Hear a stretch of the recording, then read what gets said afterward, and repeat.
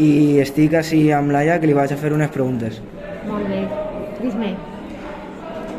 Celebres el Dia de la Dona? Per què? Sí, celebro el Dia de la Dona, considero que és una data molt important en l'any, però que s'hauria de celebrar més d'un dia, tots els dies de l'any. Consideres que hi ha professions d'home i de dona? Considero que sí que hi ha professions d'home i de dona i que no hauria de ser així. És a dir, que hi ha professions que estan associades més als xics i altres a les xiques, però evidentment haurien de lluitar perquè no fos així. Quines professions consideres que tenen una marca de gènere? Quines professions? Considero que tenen una marca de gènere, per exemple, els bombers, els policies, o les infermeres, o les mestres d'escola. Professions que són o bé per homes les dues primeres o les dues segones desenvolupades majoritàriament per dones. Com t'agradaria que fos la societat en la que vius?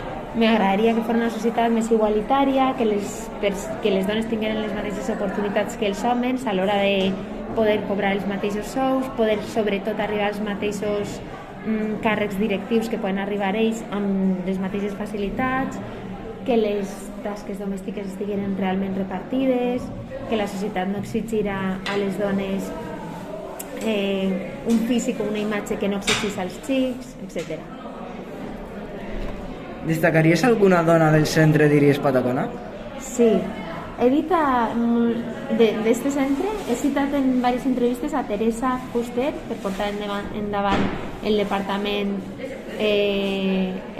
d'Igualtat, i citaria també a Sus Estellers per portar endavant el projecte Atenea o la ràdio de l'institut, etc.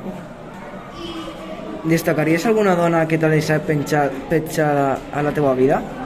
Pues, al marge de les meves germanes, ma mare, per diferents motius personals, deixaria constància que han deixat petjada a mi moltes alumnes a les que jo he oferit una idea o un projecte o una activitat i elles me l'han tornada multiplicada per 1000, sobrepassant. A aquestes dones, a aquestes xiquetes que es faran dones en un futur, les destacaria. Moltes gràcies, adeu. Adeu.